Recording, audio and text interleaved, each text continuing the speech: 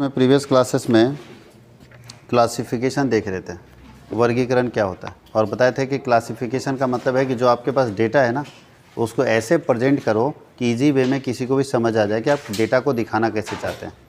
Classification अगर अच्छे से होगा तो ही डेटा को आप समझ पाएंगे, आप डेटा को एनालाइज कर पाएंगे, उसके मीनिंग को समझ पाएंगे और तभी आप प्रेजेंटेशन अच्छे से कर पाएंगे। तो सबसे मेन है डेटा, जो आपके पास रॉ डेटा आता है, पूरा कच्चा आया, कच्चा मतलब समझते हो पूरा ऐसा इन्फॉर्मेशन आ गया, अब उसको छांट के फ़िल्टर करके सही से क्लासीफाई करना पड़ेगा कि कौन सा इन्फॉर्मेशन किस कैटेगरी में आता है। तो क्लासिफिकेशन के लिए हम लोगों को पढ़ना है टाइप्स ऑफ क्लासिफिकेशन या मेथड ऑफ क्लासिफिकेशन। कितने मेथड्स हैं क्लासिफिकेशन के, तो एक करके बताते चले जाते हैं।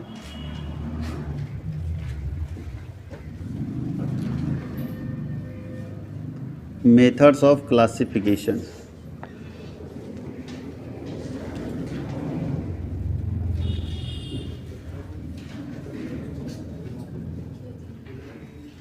वर्गीकरण की विधियाँ।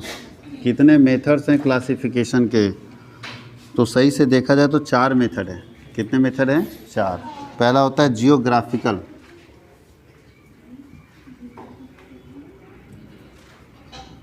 जियोग्राफिकल मेथड, भौगोलिक विधि।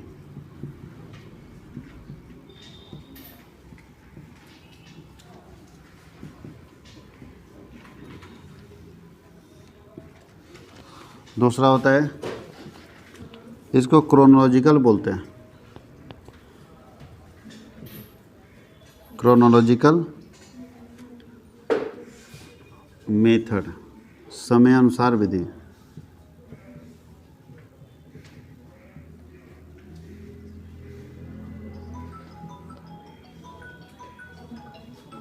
तीसरा मेथड कौन सा है?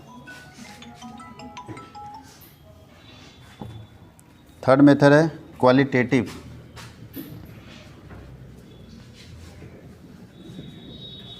Qualitative method.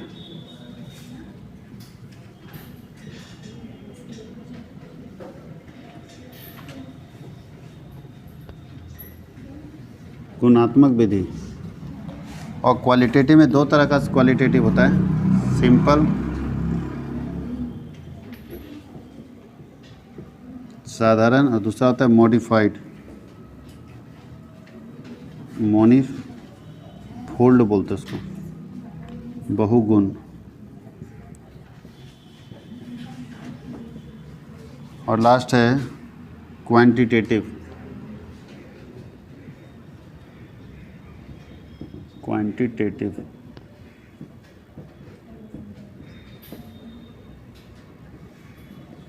मात्रात्मक। डेटा को ऐसे क्लासीफाई करते हैं, सबसे पहले किसके आधार पर? जियोग्राफी के आधार पर, भौगोलिक स्थिति के आधार पर। जानते हो जियोग्राफी क्या होता है?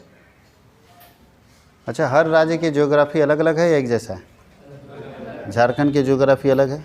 यहाँ बताओ सबसे ज़्यादा कौन सा, पहाड़ी क्षेत्र है या पठारी क्षेत्र है, या पठारी क्षेत्र है, ज़्यादा पठार है, इसलिए हमारे यहाँ कभी बाढ़ आएगा नहीं। जिस तरह का बाढ़ आप दूसरे राज्यों में देखते हैं कि बाढ़ के कारण पूरा बह गया, हम लोग यहाँ कभी नहीं आएगा, पठार है, पानी आता है निकल देता है, हाँ या नहीं? हमारे भूकंप बहुत कम दिखेगा, तो कुछ समस्या भी पठार से, हाँ या नहीं? जो पहाड़ी क्षेत्र है उसका कुछ फ़ायदा भी है तो कुछ घाटा भी है।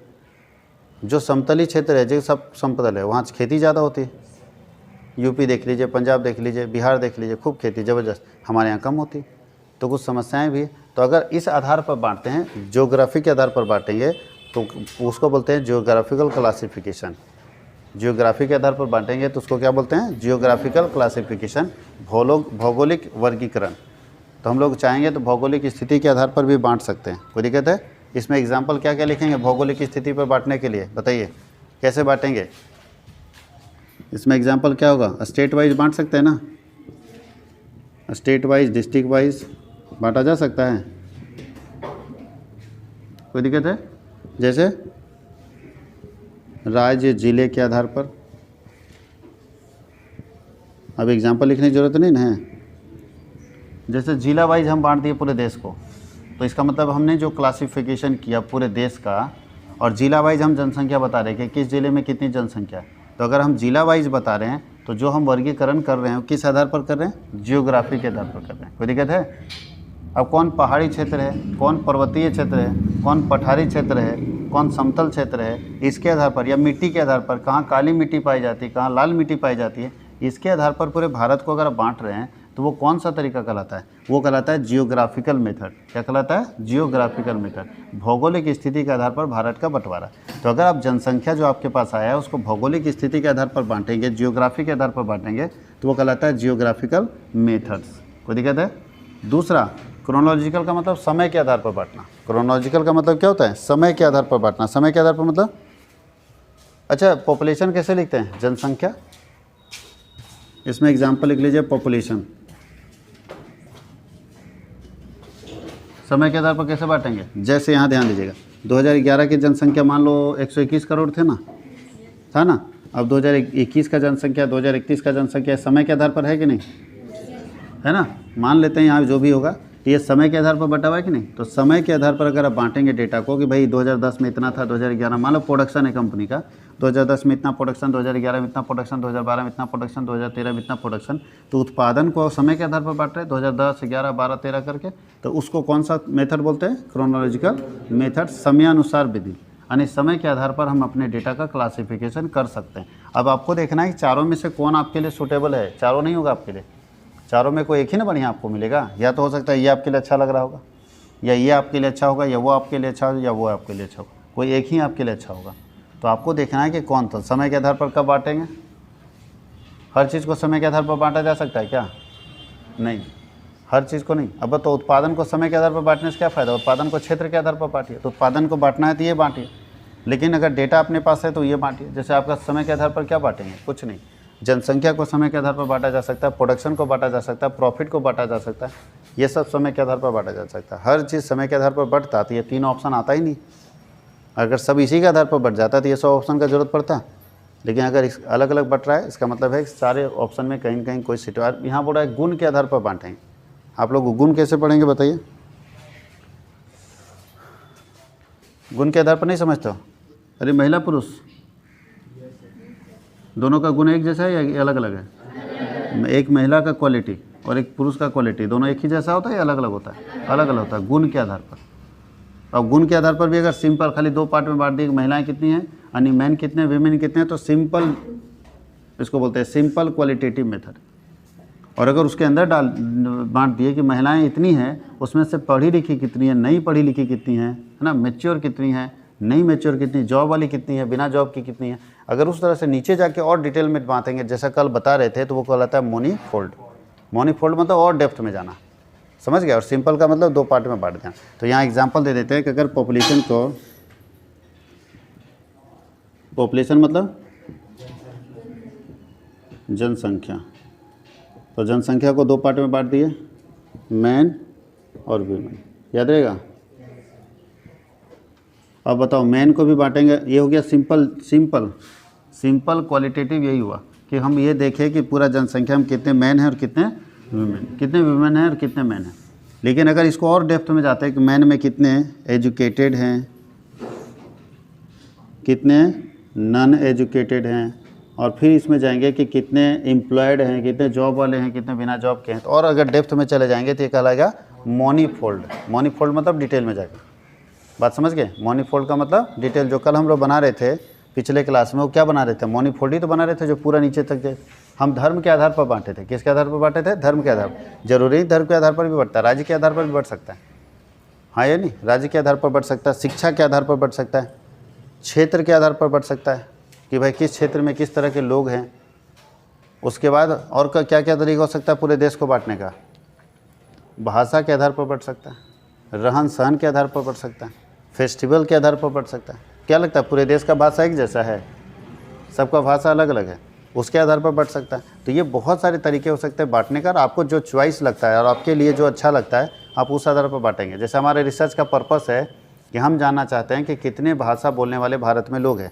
तो हमको चाहिए हिंदी बोलने वाले कितने हैं, उर्दू बोलने वाले कितने हैं, पंजाबी बोलने वाले कितने हैं, मराठी बोलने वाले कितने हैं, बंगाली बोलने वाले कितने हैं। हम इस आधार पर बांटना चाहते हैं पूरे भारत को। हमको भाषा की जानकारी लानी है, तो जब भाषा की जानकारी लानी तो भाषा के आधार पर बांटेंगे, हाँ या नहीं? हमको उसमें जाति और धर्म से कोई मतलब नहीं। तो जिस आधार पर आपको डेटा लाना है आप उसी आधार पर इसको बांटेंगे, इसका क्लासिफिकेशन करेंगे, और जो डेटा आपको लाना है वो डेटा मार्केट से पिक कर लेंगे। कोई दिक्कत है? पिक करना मतलब लाएंगे आप। अब चलते हैं क्वांटिटेटिव कैसे निकलेगा, ये सब जानते हैं। अभी तक कहीं भी अमाउंट है देख लो, क्वांटिटेटिव में सिर्फ अमाउंट आएगा। क्या आएगा? अमाउंट। क्वांटिटेटिव में क्या आएगा? देखिए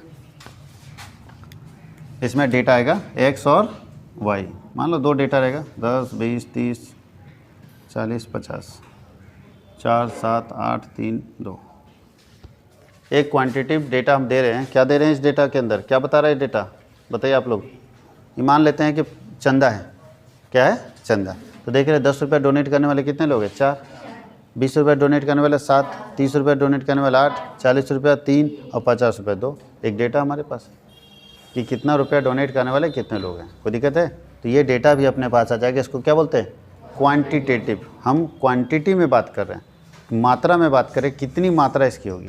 तो क्वांटिटेटिव मेजरमेंट भी होता है, यानी क्वांटिटेटिव क्लासिफिकेशन भी होता है। तो ओवरऑल हम लोग ये क्या जाने कि कितने तरह से क्लासिफिकेशन होता है? 4 तरह का। सबसे पहला क्लासिफिकेशन जियोग्राफिकल, दूसरा क्रोनोलॉजिकल, तीसरा क्वालिटेटिव, चौथा क्वांटिटेटिव। याद रहेगा? 4 तरह का होता है। कोई दिक्कत है? 4 तरह से आप अपने डेटा को क्लासीफाई कर सकते हैं, बांट सकते हैं। इसको लिख लीजिए, फिर हम लोग आगे लिखते हैं।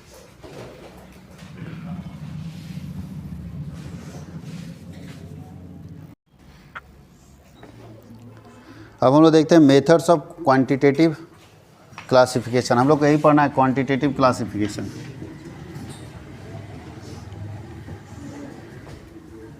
मेथड्स ऑफ क्वांटिटेटिव क्लासिफिकेशन, मात्रात्मक वर्गीकरण की विधियाँ। मात्रात्मक वर्गीकरण की विधियाँ कितने मेथड्स हैं? तो ध्यान दीजिएगा, इसके 2 मेथड हैं। कितने मेथड हैं? फर्स्ट मेथड कहलाता है रॉ डेटा। पहला मेथड क्या कहलाता है? कच्चे आंकड़े। और ऐसे भी जो डेटा आता है वो रॉ ही रहता है, कच्चा रहता है, उसको तैयार करना पड़ता है, प्रोसेसिंग करके तैयार करते हैं बढ़िया से डेटा को। और आपके पास जो डेटा रहता है ना, जो क्वेश्चन बनाने के लिए मीन मीडियन मोड पढ़े है ना, तो मीन मीडियन मोड पढ़ने के लिए जो डेटा रहता है रॉ दे देगा ना, तो हालत ख़राब हो जाएगा। आपको उसको संभाल के देता है, सजा के देता है, तो आप आसानी से मीन निकाल लेते हैं। सोचिए नहीं सजा के देगा तब कैसे मीन निकालेंगे? वैसे ही दे दिया, आप अपने संभालते रहो, तो बहुत टाइम लगेगा, बहुत परेशानी होगी। तो रॉ डेटा रहता है। उसके बाद हम लोग पढ़ते हैं दूसरा स्टैटिस्टिकल डेटा। दूसरा जो डेटा होता है क्या होता है? स्टैटिस्टिकल डेटा, सांख्यिकी आंकड़े।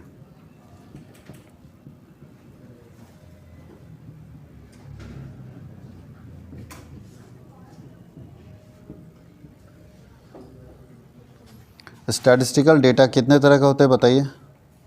स्टैटिस्टिकल डेटा कितने तरह के होते हैं? तो चलिए आपको हम समझाते हैं स्टैटिस्टिकल डेटा कितने तरह के होते हैं। तो स्टैटिस्टिकल डेटा 2 तरह के होते हैं। पहला होता है इंडिविजुअल सीरीज।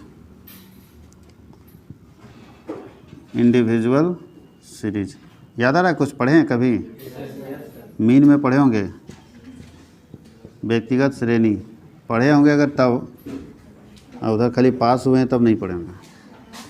और दूसरा आता है फ्रीक्वेंसी, आवृत्ति श्रेणी।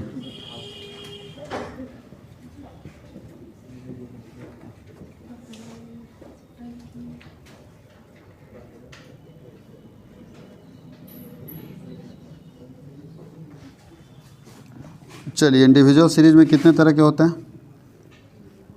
पहला होता है अल्फ़ाबेटिकल। अल्फ़ाबेटिकली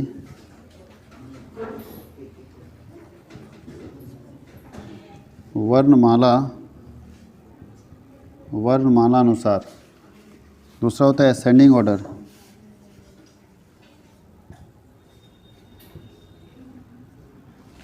असेंडिंग ऑर्डर को बोलते हैं चढ़ते हुए क्रमानुसार।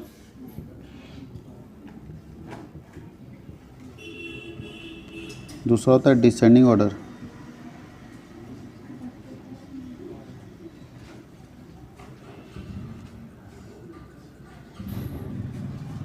उतरते हुए क्रमानुसार।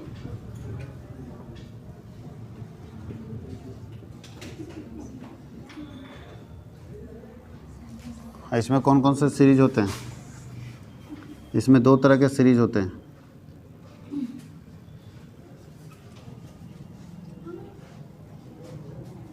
पहला होता है डिस्क्रीट सीरीज,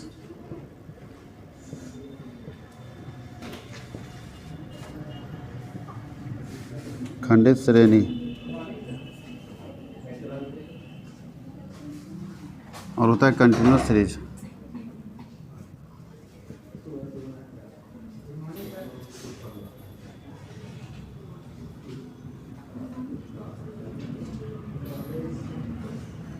अखंडित श्रेणी। अब ध्यान दीजिए, ये सीरीज है। कंटिन्यूअस सीरीज का भी बहुत सारा टाइप्स होता है, एक्सक्लूसिव होता है, इंक्लूसिव होता है, लेकिन अब लोग उसको नहीं लिखेंगे। जब आगे बढ़ेंगे तो बताएंगे कि एक्सक्लूसिव इंक्लूसिव सीरीज कितने तरह के होते हैं, कौन कौन से खंडित श्रेणी होते हैं। यहाँ तक किसी को कोई दिक्कत है? यानी आप जो स्टैटिस्टिकल मेथड पढ़ेंगे, स्टैटिस्टिकल डेटा कलेक्शन पढ़ेंगे, उसमें इंडिविजुअल सीरीज आता है। मेनली 3 आता है, इंडिविजुअल, डिस्क्रीट और कंटिन्यूअस। ध्यान दीजिएगा, हम लोग मेनली जानते हैं इंडिविजुअल सीरीज, डिस्क्रीट सीरीज और कंटिन्यूअस सीरीज। आपको भी यही पढ़ाएंगे, इंडिविजुअल सीरीज, डिस्क्रीट सीरीज और कंटिन्यूअस सीरीज। कैसे पहचानेंगे तीनों को वो सिखाएंगे हम आपको। कोई दिक्कत है? यानी फ्रीक्वेंसी सीरीज के अंदर 2 सीरीज, डिस्क्रीट और कंटिन्यूअस। तो याद रखना है कि इंडिविजुअल सीरीज, डिस्क्रीट सीरीज और कंटिन्यूअस सीरीज होगा। 3 तरह के सीरीज होंगे और हम लोग तीनों तरह के सीरीज के बारे में इसमें पढ़ने वाले हैं। ठीक है, इसको लिख लीजिए। तो सीरीज के बारे में जानते हैं कौन कौन सा सीरीज है। पहला सीरीज क्या होता है? इंडिविजुअल सीरीज, व्यक्तिगत श्रेणी। देखिए इसका पहचान देखिएगा, कैसे हम इंडिविजुअल सीरीज को पहचानेंगे। तो इंडिविजुअल सीरीज में केवल फ्रीक्वेंसी दिया रहता है। केवल क्या दिया रहता है? फ्रीक्वेंसी। पहले तीनों सीरीज को पहचान लीजिए अच्छे से, कंपेयर करके। इससे क्या होगा कि आगे जब क्वेश्चन बनाएंगे तो क्वेश्चन में फॉर्मूला लिख देंगे, इंडिविजुअल सीरीज में यूज होगा। तो आपको पता होना चाहिए कि इंडिविजुअल सीरीज बोलते किसको है। तो इंडिविजुअल सीरीज में केवल फ्रीक्वेंसी दिया रहता है, जैसे 3, 7, 9, 8, 12, 5, 13, मान लो 29, 32। बताइए, सिंपल इस तरह से क्वेश्चन दिया रहेगा और इसका बोल देगा मीन निकालो। तो ये कौन सा सीरीज है? Individual series. इंडिविजुअल, अब इसका डेफिनेशन तो नहीं लिखा सकते, लेकिन आपको मालूम होना चाहिए कि इंडिविजुअल सीरीज में केवल फ्रीक्वेंसी रहता है। क्या दिया रहता है? केवल फ्रीक्वेंसी। अगर केवल फ्रीक्वेंसी हो तो कौन सा सीरीज होगा? Individual series. डिस्क्रीट सीरीज कैसा होता है? खंडित श्रेणी। बताइए खंडित श्रेणी कैसा होता है? तो देखिए खंडित श्रेणी कैसा होता है, उसमें दिया रहता है एक्स। एक्स का मतलब साइज, एक्स का मतलब साइज, और एफ दिया रहता है, एफ का मतलब फ्रीक्वेंसी। 2 चीज़ दिया रहेगा। साइज में मान लेते हैं 10, 20, 30, 40, 50, और फ्रीक्वेंसी है 2, 5, 7, 12, 3। अंतर लग रहा है दोनों में आपको? ये इंडिविजुअल सीरीज और डिस्क्रीट सीरीज में अंतर लग रहा है? कोई भी बच्चा देख के बता देगा ना कि इंडिविजुअल सीरीज कैसा होता है, डिस्क्रीट कैसा होता है। इंडिविजुअल में क्या दिया रहता है? केवल फ्रीक्वेंसी। क्या दिया रहता है? केवल फ्रीक्वेंसी। और डिस्क्रीट में क्या रहता है? अंतर तो बहुत ज़्यादा है ना जी, देख के बता दोगे ना इंडिविजुअल कौन, डिस्क्रीट कौन। डिस्क्रीट सीरीज में क्या दिया रहता है? 2, क्या क्या। और कंटिन्यूअस देखिएगा तो ये थोड़ा सा इससे भी अलग है। ये तो तुरंत आप लोग सब जानते भी होंगे, बहुत जान पहचान है। देखो कंटिन्यूअस सीरीज से ज़्यादा जान पहचान है, यही अच्छा लगता होगा बनाने में आप लोग को। और सबसे ज़्यादा क्वेश्चन भी इसी से बनाए होंगे। इसमें क्लास दिया रहता है, याद है? 0 से 10, 10 से 20, 20 से 30, 30 से 40 और 40 से 50। और फ्रीक्वेंसी दिया रहता है, ठीक है, 5, 8, 13, 8, 2। तीनों सीरीज में डिफरेंस दिख रहा है आप लोग को? तो चलिए एक बार रिपीट कर लेते हैं, क्लियर हो जाना चाहिए। कंटिन्यूअस सीरीज में क्या दिया रहता है? क्लास और फ्रीक्वेंसी। कंटिन्यूअस सीरीज में क्या दिया रहता है? क्लास और फ्रीक्वेंसी। डिस्क्रीट में क्या दिया रहता है? एक्स और इंडिविजुअल में केवल फ्रीक्वेंसी। यानी केवल फ्रीक्वेंसी रहेगा तो इंडिविजुअल सीरीज, साइज और फ्रीक्वेंसी दोनों देगा तो डिस्क्रीट सीरीज, और क्लास और फ्रीक्वेंसी देगा तो कंटिन्यूअस सीरीज। अच्छा एक बात बताइए, जो डेटा आपके पास आता है वो डेटा कौन सा सीरीज में आता है? आपके पास जो डेटा आएगा, जानकारी आप कलेक्ट करके मार्केट से लाएंगे, तो वो डेटा कौन सा सीरीज में आएगा? इंडिविजुअल में, डिस्क्रीट या कंटिन्यूअस? कभी भी कोई डेटा अपने पास इंडिविजुअल में ही रहता है। हम अपनी सुविधा के लिए उसको ये दोनों में बांटते हैं। ध्यान दीजिएगा, इस दुनिया में कोई सीरीज नहीं है, ये दोनों हम लोग अपनी सुविधा के लिए बांटे हैं। सीरीज कौन सा है? इंडिविजुअल सीरीज ही होता है। जो डेटा आता है इंडिविजुअल है। मान लो 500 बच्चे का नंबर है तो 500 यहाँ लिखा हुआ है नंबर, 365, 375, 370 लिखा हुआ 500 बच्चे का। अब उसको आप 500 बच्चे को सुविधाजनक बनाना चाहते हो, आसानी से हम डेटा लाना चाहते हैं, तो उसको आप डिस्क्रीट और कंटिन्यूस में अपने सुविधा के हिसाब से बांट सकते हैं। कोई दिक्कत है? यानी डेटा अपने आप में कौन सा सीरीज में रहता है? इंडिविजुअल सीरीज में। याद रहेगा, डेटा अपने आप में कौन सा सीरीज में रहता है? Individual series. डिस्क्रीट में आप अपनी सुविधा के हिसाब से उसको बांट सकते हैं। यही है आपका इंडिविजुअल, डिस्क्रीट और कंटिन्यूस। और एक और चीज़ देखेंगे, डेटा में टैली मार्क्स होता है। टैली मार्क्स समझते हैं? टैली मार्क्स समझते हो? जब डेटा कलेक्शन होता है ना, टैली, मिलान चिन्ह बोलते हैं हिंदी में। बता देते हैं कैसा होता है, इधर देखोगे सब। ये हम बताएंगे, सब नहीं, ये सब पढ़ा हुआ चीज़ है। जैसे मान लो जी x जो है वो x यहाँ लिखा है, ठीक है। तो मान लीजिए 10 किसी डेटा में लिखा हुआ बहुत सारा डेटा, उसमें 10 4 बार आया है। कितना बार आया है? 4। तो यहाँ लिख दिए 4, लेकिन 4 को कैसे लिखते हैं? 1 2 3 4, याद है? अगर कोई 6 बार आया तो यहाँ लिखेंगे 6, और यहाँ लिखेंगे 1 2 3 4 5 और फिर 1 होगा। ये मिलान चिन्ह जानते हो? इसलिए ये सब चीज़ देखो बाबू, पहले से पढ़ा हुआ चीज़ है बचपन में, तो वो सब हम नहीं बताएंगे। मिलान चिन्ह समझ रहे हैं ना? तो वो सब आप जान सकते हैं। मिलान चिन्ह के लिए दिक्कत नहीं। कोई दिक्कत है? कोई तकलीफ? अच्छा, पूछता है टेबल क्या है? टेबल क्या है? What is table? तो टेबल कैसे बनता है? ये रो होता है। ये क्या होता है? रो। और ऐसे जो होता है उसको कॉलन बोलते हैं। और रो और कॉलन को मिला दो तो टेबल बनते जाएगा। देखो तो बन रहा है टेबल। तो नहीं, जितने रो हों टेबल बनाने के लिए। वैसे एक अगर बॉक्स बनाना चाहते हो तो एक टेबल, एक रो और एक कॉलन से बनेगा। लेकिन बताइए यहाँ बहुत सारे रो हैं और बहुत सारे कॉलन है, तब ना टेबल बना। टेबल मतलब ये खाली बॉक्स, ये बॉक्स टेबल नहीं है। टेबल मतलब पूरा, ये तो एक स्क्वायर बॉक्स है। एक बॉक्स ये, एक बॉक्स ये, एक बॉक्स ये सब एक बॉक्स है। लेकिन अगर टेबल बनाना चाहते हैं तो टेबल में तो बहुत सारे रो और कॉलन होते हैं ना। तो बोलता है रो और कॉलन के कॉम्बिनेशन से टेबल बनता है। जब भी टेबल बनना होता है तो रो और कॉलन के कॉम्बिनेशन से क्या बनता है? टेबल। तो टेबल कैसे क्रिएट होगा? रो और कॉलन के कॉम्बिनेशन से। जहाँ रो और कॉलन आपस में मिलाते जाएंगे, कुछ रो और कुछ कॉलन अगर आपस में खींच ले तो ऑटोमेटिक टेबल का निर्माण हो जाता है, टेबल बन जाता है। कोई दिक्कत है? इसको लिखिए। इस चैप्टर में इतना ही था।